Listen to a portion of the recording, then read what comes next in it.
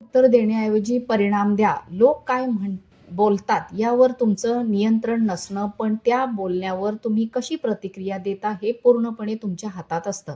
अनेकदा टीका ही तुमची प्रगती थांबवण्यासाठी नसते, तर तुमचं लक्ष विचलित करण्यासाठी पुरेशी असते. लक्षात ठेवा, प्रत्येक टीकेला शब्दांनी उत्तर द्यायची गरज नसते. अनेक प्रश्नांची उत्तर वेळ आणि तुमचं यश देतं. जेव्हा तुमचं काम बोलायला लागतं, तेव्हा स्पष्टीकरण द्यायची गरज उरत नाही. पण योग्य परिणाम मिळवण्यासाठी एक सवय बदलावी लागते. प्रत्येक गोष्टीला लगेच होकार देण्याची. प्रत्येक संधीला लगेच हो म्हणू नका. लोकांना अनेकदा नाही म्हणण्यापेक्षा हो म्हणणं सोपं वाटतं.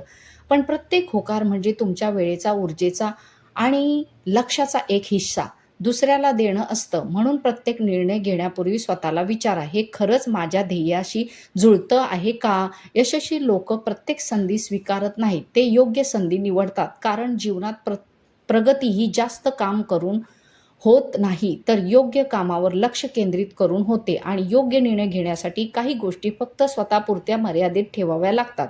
प्रत्येक गोष्ट सर्वांसमोर उघड करू नका. तुमची स्वप्न, योजना, आर्थिक स्थिती किंवा कमजोरी प्रत्येकाला सांगण्याची गरज नाही. प्रत्येक जण तुमच्या यशासाठी आनंदी असेलच असं नाही. काही लोक टाळ्या वाजवतात, तर काही शांतपणे तुमच्या अपयशाची वाट पाहतात. याचा अर्थ लोकांवर संशय घ्या असा नाही, पण विवेक ठेवा. जे काम पूर्ण झालेलं असतं त्याला पुराव्याची गरज नसते.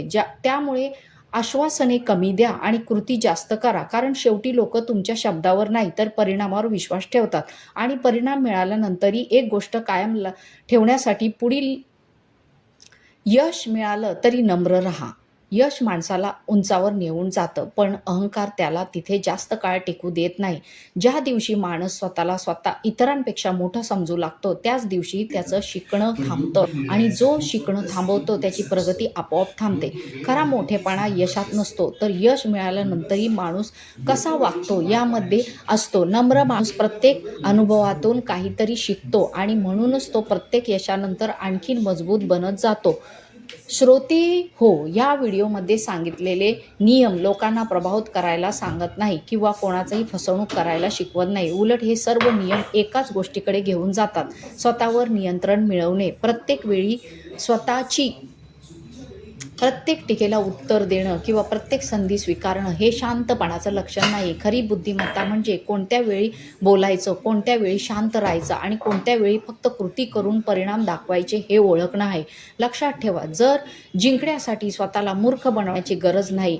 गरज आहे ती अहंकार बाजूला ठेवण्याची, शांतपणे निरीक्षण करण्याची आणि योग्य वेळी योग्य निर्णय घेण्याची. कारण आरडाओरड करणारे लोक काही काळ लक्ष वेधून घेतात, पण इतिहास मात्र नेहमी परिणाम देणाऱ्या लोकांचा लक्षात ठेवतो. स्वतःला मोठं घडवण्यावर लक्ष द्या.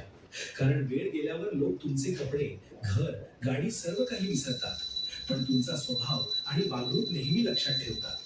आणि जेव्हा लोक तुमच्याबद्दल बोलू लागतात, तेव्हा टीकाही होणारच. त्या टीकेला सामोरं कसं जायचं यासाठी पुढील नियम समजून घ्या. नंबर 9, टीकेला उत्तर देण्याऐवजी परिणाम द्या. लोक काय बोलतात यावर तुमचं नियंत्रण नसतं, पण त्या बोलण्यावर तुम्ही कशी प्रतिक्रिया देता हे पूर्णपणे तुमच्या हातात असतं. अनेकदा टीका ही तुमची प्रगती ओ ग थांबवण्यासाठी मावडू, नसते, तर तुमचं लक्ष विचलित करण्यासाठी ओ ग पुरेशी मावडू, असते. काय लक्षात झालं ठेवा, मावडू? प्रत्येक कच्चे टीकेला आहे सामोरं मावडू? उत्तर द्यायची गरज नसते. अनेक प्रश्नांची उत्तरं वेळ आणि तुमचं यश देतं. जेव्हा तुमचं काम बोलायला लागतं, तेव्हा स्पष्टीकरण द्यायची गरज उरत नाही.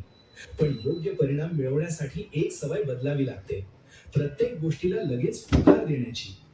नंबर 10, प्रत्येक संधीला लगेच